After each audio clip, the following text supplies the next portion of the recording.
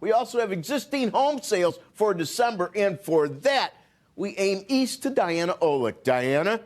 Well, Rick, existing home sales in December rose 5.1% from November to a seasonally adjusted annualized rate of 4.35 million units. That's a strong beat. The street was looking for a 2% gain. Sales were up 1.4% year over year. Now, this count is based on closings, so contracts likely signed in October and November when the average rate on the 30-year fixed mortgage didn't move very much, hovering around 6.2 to 6.3%, but down from close to 7% where it was last spring and early summer.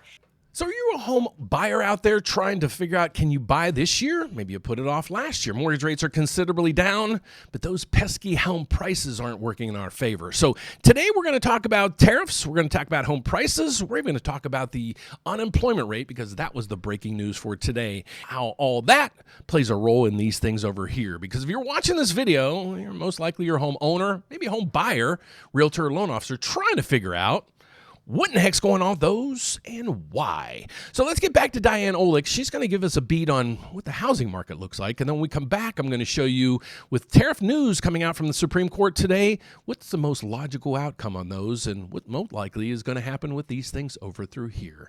Was the big headline. 1.18 million units available for sale at the end of December, down 18% from November, still up 3.5% year over year. With stronger sales, though, that dropped to a 3.3-month supply, which is considered quite lean.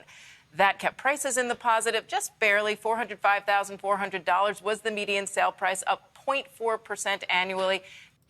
So there it is. Home prices were up, but not really much. So home prices are flat. So now with these rates, can you actually afford a house?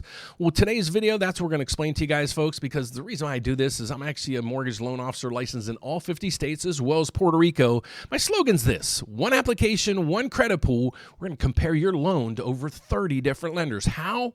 Why? I'll give you all that at the end of this video. Let's get to these because that's why you're here. So we got news on the housing market. Doesn't look all that dismal like a lot of people were thinking. So now let's get over to the tariff news. So tariffs, their news from the Supreme Court might be out today. There's three logical outcomes from this. They're going to be deemed okay as is, and hopefully that's not the case. They're going to be deemed, well, you can just cancel everything because we're saying they're illegal. Or most likely they're going to say, well, we're going to put up some guardrails. So with those three outcomes, what most likely would happen to mortgage rates? Well, I'm glad you asked that question. Let's get over to this right through here. So there's three outcomes of this. If they come back and say this is completely illegal, well, that might be the best outcome. I didn't think it would be, but based on a lot of studies, this is what's expected. And here's why. They're saying, well, this could just settle the markets. It could actually reduce tariff inflation. That'll reduce some expectations on inflation, and that might actually drop rates maybe 0.25% from where we are today. That'll put us still in the range that I'm expecting. Well, I don't think that's going to be the most logical outcome.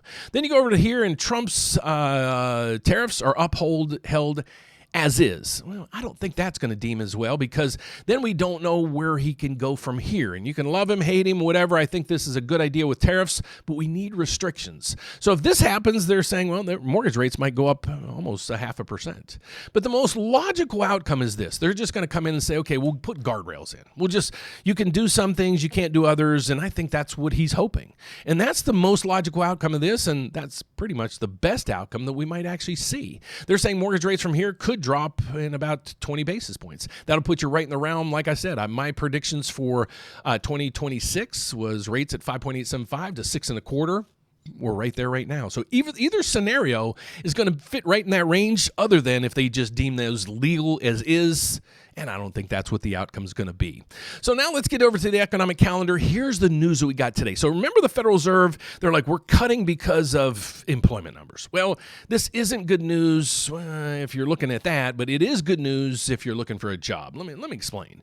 The initial jobless claims report came out this morning. And this is where it's like, okay, if this thing keeps continuing to crash, the Federal Reserve is going to have to cut rates. Well, that's what I think some market analysts are expecting or hoping. But you have initial jobless claims coming in. Well, the last reading was 200,000. It was supposed to uptick to 215,000. It actually dropped under 200,000. So that's great news on initial claims. So But now are these people able to find jobs into the market? So not as many people got let go, but are they being absorbed in the market? Well, right up through here, that's telling us yes. Because the previous reading, we were at 1.9 million people were on continued jobless claims. Now it's 1.8. So a considerably difference there. So now that's telling us, okay, maybe the jobs market isn't so bad. Now, why do we look at all these things? Because this is what the Federal Reserve looks at. This is what the markets look at. So let me explain to you, if you didn't watch my 2026 housing forecast, I'm thinking that we're going to have a January effect. And let me explain to you.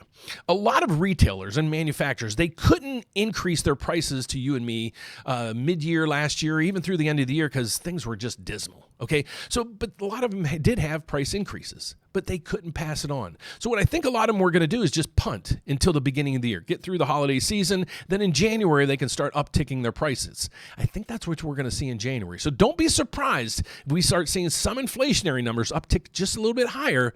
But then from there, it's going to topple and start to come down. Mark my words, we're going to explain that every day when we come on here. I'm going to give you the analysis on why I think that's going to happen.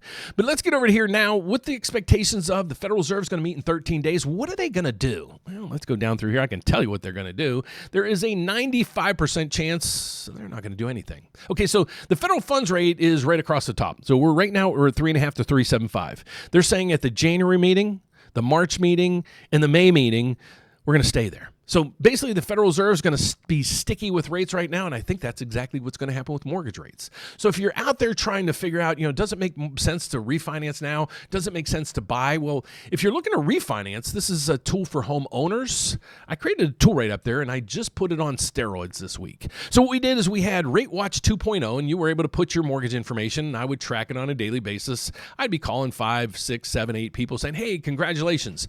But on Friday, last Friday, when President Trump came in and said, we're going to start buying mortgage bonds. You saw mortgage rates plummet in about 15 minutes, and then it went right back and even worse than where they were there. But all that triggered all my lists. So I'm like, I got to do something with this. So now we put this on AI, and I monitor it every day. So put your information in there. Even if you put in your information in the last RateWatch, we now have RateWatch 2.1 AI, brand new version. So make sure you sign up for that. But if you're out there looking to buy, what should you do? Okay, so I don't think mortgage rates are really going to go anywhere. So just get pre-approved now. Maybe get pre-approved at a rate that's maybe 0.25% higher than where it is. Because if the tariffs are deemed that one scenario where they might go up 25 basis points, at least you're being protected. So if you need help with all this, trying to figure out and maneuver through home ownership, or you're in a home now, how do you refinance? Folks, we'd love to help you. Our average customer right now is saving 1.3% on their mortgage and $556 per month savings on their mortgage payment.